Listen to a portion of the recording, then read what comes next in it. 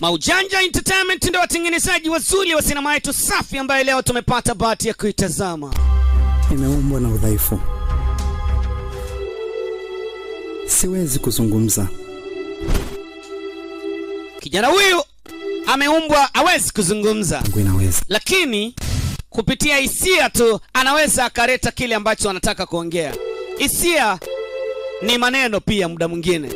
Ametokea kumpenda binti mlembo, akaja kumwambia kile ambacho moyoni mwake kipo, lakini kwa hisia. Upande wa pili uko Vurumai, Atali. Naitwa Kelvin.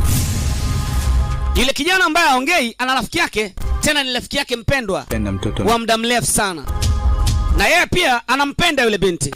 Akamzunguka mwenzie. Yeye kwa sababu ana mdomo, sauti inatoka, akaja kumwambia kwamba anampenda na kumkandia mwenzie.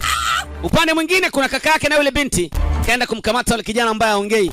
Anamtia mabiti ili mradi aachane na dada yake.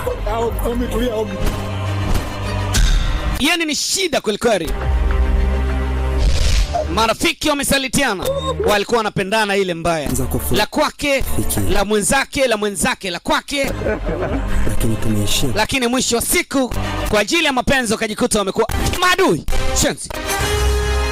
Wewe amemkosa. Jambo la kuzingatia, mtu yoyote asione. Huyu amekamatwa na barua. Ulikuwa unapeleka balloon. Subiri. Ulikuwa unapeleka balloon. Shenzi. Unasema pumbavu. Tunyi mfupi nao nataka kunisumbua mimi akili. Ile nguvu ya urafiki sasa inatoweshwa na usaliti. Ujue wewe ni mzuri sana, ila mimi naona kama nimechelewa kupata. Kutoka urafiki hadi uadui, jambo linalotokea katika maisha ana jinsi ni kwa sababu tu ya hali aliyokuwa nayo. Amemkandia vibaya rafiki yake. Mwisho wa siku binti anamwambia mimi nakupenda wewe. Ambaye subirini sasa. Kaenda kuunganisha nguvu na kaka yake na yule binti. Thubutu.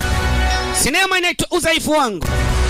Usikose kupata nakala yako, iko madukani kwa sasa.